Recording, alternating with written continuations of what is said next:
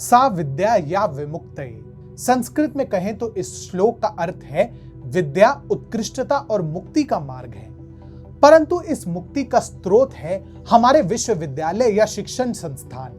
यही राष्ट्र पुनर्जागरण का केंद्र है, पुनरुत्थान का स्रोत है और अंततः प्रबोधन का मार्ग है। सदियों से हमारे शिक्षण व्यवस्था पर विदेशियों का नियंत्रण रहा, जिसके कारण पहले नालंदा गिरा और फिर गुरुकुल व्यवस्था। इसके साथ साथ विदेशी इतिहासकारों ने आर्य आक्रमण की मिथ्या और कपोल कल्पित कहानी गढ़कर हमारे नरसंहार को उचित ठहरा दिया।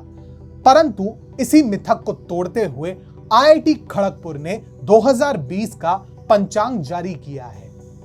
नमस्कार, स्वागत है आपका टीएफआई, भारत का सबसे बड़ा अल्टरनेट न्यूज मीडिया पोर्टल, और मैं अनिमेश पांडे आपको अवगत कराऊंगा कि कैसे खड़गपुर ने 2022 का कैलेंडर जारी कर वामपंथी ब्रिगेड का कुछ ऐसा हाल किया है। नहीं। तो अविलंब आरंभ करते हैं। आईआईटी खड़गपुर ने 2022 का कैलेंडर जारी किया है, जिसका शीर्षक है recovery of the foundation of Indian knowledge systems, जिसका अक्षरशः हिंदी अनुवाद है भारतीय ज्ञान प्रणाली की नींव प्राप्ति। इस कैलेंडर में सिंधु सभ्यता, चक्रीय समय, अंतरिक्ष समय के कारण, गैर रेखीय प्रवाह और परिवर्तन, आर्य ऋषि, एक सींग का जानवर, समय का युग, ब्रह्मांडीय समरूपता, शब्दार्थ और लाक्षणिकता एवं विश्व युद्ध जैसे विषयों को भी सम्मिलित किया गया है। ये भी ठीक है। यह कैलेंडर एक उदाहरण के साथ शुरू होता है, जिसमें लिखा है भारतीय सभ्यता और इतिहास का वर्तमान कालक्रम संदेहास्पद और भ्रमयुक्त है। बुद्ध और महावीर के जन्म से भी पहले के भारतीय साहित्य, सांस्कृतिक और आध्यात्मिक ग्रंथों का एक लंबा विकासवादी क्रम स्पष्ट है, जिसकी प्राप्ति के लिए भारतीय विद्वानों को कम से कम 1000 साल लगे होंगे। प्रारंभिक वैदिक श्रुति यानी श्रवण रूप के साहित्यीकरण से लेकर बाद के वैदिक एवं पौराणिक साहित्य के क्रमित रचना में निश्चित रूप से 1000 वर्ष लगे होंगे। परंतु हमारा दुर्भाग्य है जो इतने लंबे कालक्रम के दौरान हम दमन, आक्रमण, संकुचन और विकृतियों को झेलते रहे। कैलेंडर में स्पष्ट रूप से कहा गया है कि Adolf Hitler, Max Miller, Arthur de Gobineau और ह्यूस्टन स्टीवर्ट चैम्बरलेन जैसे लोगों ने अपने अत्याचारों को सही ठहराने के लिए इस सिद्धांत का प्रचार किया। इस कैलेंडर को 3 श्रेणियों में विभाजित किया गया है। पहला भाग उन तथ्यों और संकेतकों को रेखांकित करता है जिन्हें औपनिवेशिक इतिहासकारों द्वारा या तो मिटा दिया गया या फिर विकृत कर दिया गया। अगला चित्रण उन 4 प्रमाणों को रेखांकित करता है जो वैदिक संस्कृति और सिंधु घाटी सभ्यता को वैज्ञानिक रूप से जोड़ देते हैं, और अंतिम भाग उन कारणों पर केंद्रित है कि क्यों औपनिवेशिक शासक इस तरह के मिथक को गढ़ने के लिए बेताब थे। यह कैलेंडर स्वामी विवेकानंद और श्री अरबिंदो को भी उद्धृत करता है कि कैसे पश्चिमी विशेषज्ञों ने आर्य सभ्यता की उत्पत्ति को गलत तरीके से समझाया है। अंततः आर्यन इन्वेजन थ्योरी और 2 विश्व युद्ध 1914 से 1945 पर एक टिप्पणी के साथ ये समाप्त होता है, जिसमें अंकित है 30 जनवरी 1933 को राष्ट्रपति पॉल वॉन हिंडनबर्ग द्वारा एडोल्फ हिटलर को जर्मनी के चांसलर के रूप में नियुक्त किया गया। विदेशी इतिहासकारों द्वारा प्रतिपादित इस आर्य सिद्धांत पर हिटलर ने एंग्लो सैक्सन और जर्मनों का एक अधिनायकवादी शासन स्थापित किया। यहूदी विरोधी का बदनाम इतिहास और विश्वव्यापी आक्रमण का प्रारंभ हुआ। आर्यन आक्रमण की यूरोपीय परिभाषा के नाम पर 1914 और 1945 के बीच 120 मिलियन से अधिक नागरिक और सैनिक मारे गए।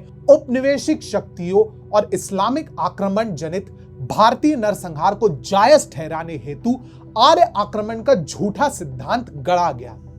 आर्यन मिथक को ट्रिगर करने हेतु विश्व युद्ध प्रथम और द्वितीय का कारण बनना, जो मानव इतिहास में अब तक का सबसे घातक संघर्ष था, जिसमें 110 मिलियन से अधिक मौतें हुई थी। अब इस कैलेंडर के रचनाकारों ने यह बताया कि इस कैलेंडर ने वेदों के रहस्य की मान्यता, सिंधु घाटी सभ्यता की पुनर्व्याख्या, आर्य आक्रमण मिथक के खंडन हेतु 12 महीनों के माध्यम से 12 साक्ष्य प्रदान किए। उदाहरण के लिए कैलेंडर का फरवरी पृष्ठ कहता है, स्वास्तिक के चक्रीय और गैर रेखीय पैटर्न के साथ साथ आर्य ऋषियों के समय व्याख्या के प्रमाण भी सिंधु घाटी मोहरों से बे स्पष्ट है। इसलिए यह सिद्ध होता है कि विदेशी आक्रमणकारियों के पास भारतीय ब्रह्मांड विज्ञान के विकास हेतु कुछ भी नहीं था। शाबाश बेटा, बहुत बढ़िया। अब आर्य इन्वेजन थ्योरी के अनुसार 2000 ईसा पूर्व में यूरोप से आए आर्यों ने आक्रमण किया और एशियाई उपमहाद्वीप में प्रवास किया। इसमें कहा गया है कि इन आक्रमणकारियों ने भारत के मूल निवासी यानी द्राविड़ और आदिवासियों को मार डाला और तत्पश्चात दक्षिण एशियाई उपमहाद्वीप में आर्य जाति की स्थापना की।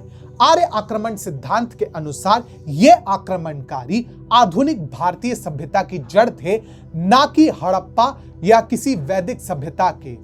इस सिद्धांत का उपयोग ब्रिटेन, फ्रांस और स्पेन के उपनिवेशवादियों द्वारा भारत में अपने शासन को वैध बनाने हेतु किया जाता था।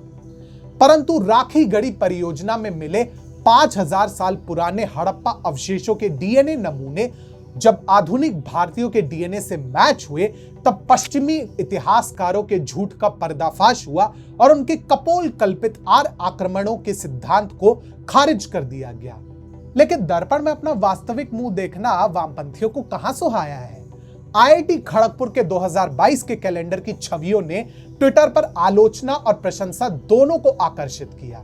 प्रशांतो नामक ट्विटर यूजर ने ट्वीट किया, यह असाधारण है। आईआईटी खड़गपुर ने 2022 का कैलेंडर जारी किया है जो आर्यन आक्रमण सिद्धांत को खत्म करने के लिए छद्म विज्ञान से भरा हुआ है।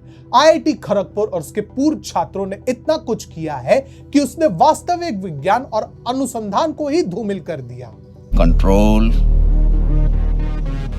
कंट्रोल। वही दूसरी ओर पैरी सिंह नामक यूजर ने अपने ट्वीट का जवाब देते हुए कहा, ओ माय गॉड, यह पूरी तरह से बचकाना और अवैज्ञानिक है।